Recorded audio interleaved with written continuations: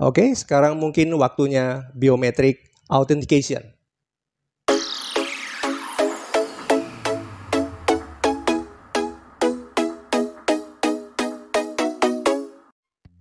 Halo everyone, Assalamualaikum. Berjumpa kembali dengan Indra Praditya Channel. Oke, kali ini masih terkait OTP, tapi ini saya membuat video ini terkait dengan pertanyaan dan komen seseorang yang menanyakan bahwa seharusnya M-Banking atau bank sudah mengantisipasi terkait dengan penipuan OTP ini. OTP pada dasarnya adalah pengiriman password melalui media SMS yang diberikan kepada nasabah, yaitu bentuk autentikasi atau bentuk memastikan bahwa nasabah bersangkutanlah yang melakukan transaksi tersebut. Jadi SMS itu dikirim melalui handphone yang terdaftar pada data suatu bank atau suatu sistem. Nah, di sini sebetulnya pengiriman OTP sudah sangat valid dan genuine, dalam arti valid dan kuat untuk memastikan bahwa transaksi tersebut adalah benar milik nasabah karena dikirimkan melalui handphone yang terdata pada sistem. Oke, tapi masalahnya saat ini memang penipuan OTP adalah social engineering atau rekayasa sosial, yaitu yang memanfaatkan, memanipulasi kepada seseorang dengan mengorek bagaimana data PIN atau SMS PIN itu bisa disebutkan atau diberikan kepada orang lain dengan alasan apapun yang mereka berikan kepada nasabah tersebut. Oke, perlu diingat sekali lagi bahwa OTP atau one time password jika tidak kita berikan kepada orang lain, otomatis transaksi tersebut tidak akan berhasil. Oke, sekarang masalahnya memang bagaimana si penipu tersebut mengetahui nomor handphone yang bisa menghubungi nasabah bersangkutan. Oke, saya pernah membuktikan bahwa di website atau di internet kita bisa bebas mengambil data. Bahkan nomor handphone saya pernah mendapatkan generate nomor handphone yang kita bisa tulis di itu dan kita mendapatkan nomor handphone dari Telkom mana saja. Dan memang ini sebetulnya sesuatu hal yang mudah didapat. Jadi para penipu itu bisa mendapatkan data-data handphone itu, bahkan bisa mencarinya di internet. Nah, sekali mereka bisa menggali nomor handphone itu dan kemudian menghubungi nasabah dan kemudian melakukan cara-cara yang membujuk, merayu, kemudian dengan cara apapun, dengan alasan apapun untuk kenaikan limit atau increase data atau penggantian data kartu, update kartu seperti itu, dengan alasan apapun mereka bisa memaksakan nasabah dan nasabah pun terbawa pemikirannya ke apa yang diikuti oleh si penipu itu untuk bisa menyebutkan nomor PIN OTP tersebut. Otomatis PIN itu akan bisa disebutkan dan penipu itu akan memanfaatkan PIN tersebut, OTP tersebut untuk melakukan transaksi yang bukan transaksi milik nasabah. One time password, OTP atau PIN ini sebetulnya memiliki kelemahan. Kenapa? Karena PIN atau OTP biasanya masih dikirimkan melalui SMS kepada kita, atau mungkin kalau dulu sebelum ada SMS adalah dalam bentuk letter surat yang dikirimkan bank kepada kita. PIN tersebut ada di dalam surat tersebut, dan ketika ada seseorang yang melakukan social engineering, rekayasa sosial kepada nasabah, dan nasabah itu berhasil digiring dan menyebutkan nomor PIN tersebut, maka habislah sudah. PIN itu, OTP tersebut bisa digunakan pelaku kejahatan tersebut. Oke. Sekarang sebetulnya ada metode yang cukup ampuh, yaitu yang disebut dengan biometric authentication. Oke, apa itu biometric authentication? Yaitu autentikasi yang melekat pada nasabah bersangkutan, seperti katakan face detection, kemudian fingerprint, kemudian voice recognize. Kemudian mungkin yang lebih advance atau lebih maju lagi yaitu dengan retina. Apakah bank penerbit kartu kredit ini sudah menerapkan sistem metode biometric authentication ini? Saya pikir seharusnya mereka sudah memikirkan metode biometric authentication, apalagi dengan platform digital lainnya, katakan Tokopedia, Dana atau GoPay atau apapun, mungkin sudah mengarah kepada biometric authentication. Mereka sudah mulai meninggalkan apa yang disebut dengan authentication melalui SMS, yaitu OTP.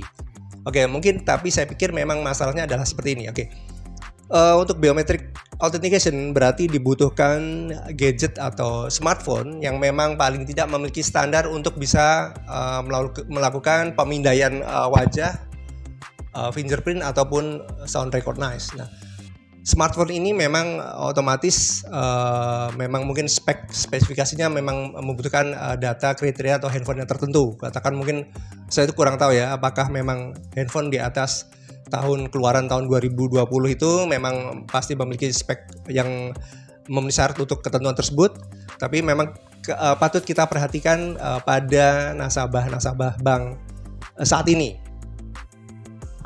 Oke, kenapa saya bicara terkait dengan nasabah bank? Yaitu mungkin ini terkait dengan generation. Oke, saya akan tampilkan di layar. Oke, saya akan bacakan di sini. Oke, saat ini kalau lihat dari generation adalah adanya Gen X, yaitu mungkin dilihat pada tabel pada kelahiran tahun 65 dan 80. Kemudian saat ini yang sedang Gen Y atau milenial adalah kelahiran tahun 81 atau sampai 96.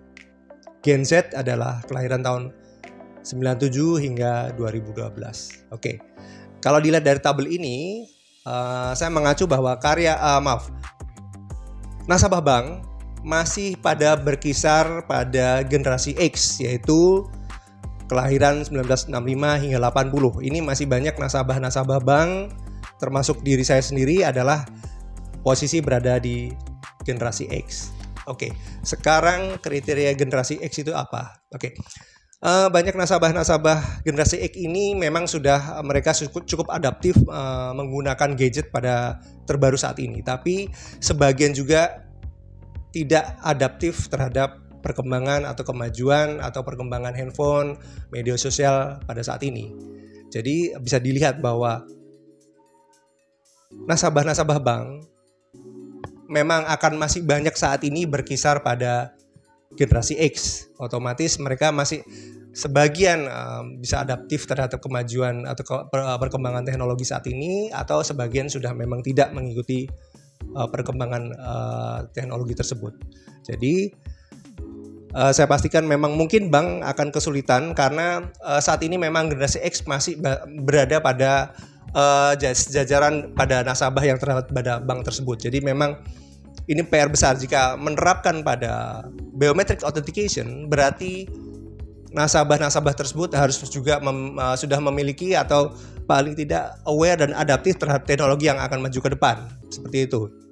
Jadi ini memang PR sulit dari bank. Kenapa mungkin saat ini belum menerapkan biometric authentication? Mungkin dibandingkan dengan generasi Z akan lebih mudah mereka menerima teknologi yang saat ini terbaru. Mungkin butuh beberapa tahun ke depan kita mungkin akan beralih ke biometrik seperti itu. Banyak dari nasabah-nasabah loyal suatu bank itu memang banyak terdiri para pedagang atau karyawan atau bos-bos pimpinan dengan generasi dengan posisi adalah di generasi X.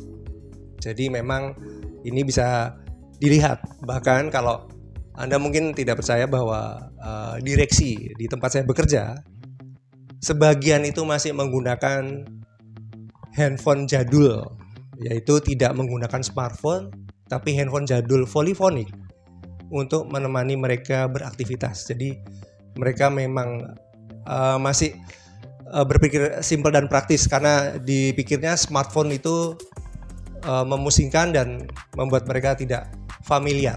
Jadi terbukti memang di sini bahwa untuk biometric authentication kita masih memiliki kendala untuk menggunakan itu untuk diseragamkan kepada sistem metode authentication.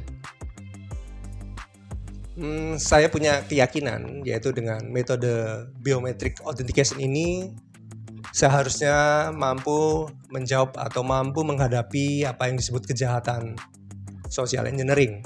Karena dengan biometric authentication berarti tidak ada yang perlu data yang kita berikan kepada orang lain, karena data-data authentication itu sudah melekat pada nasabah yang bersangkutan.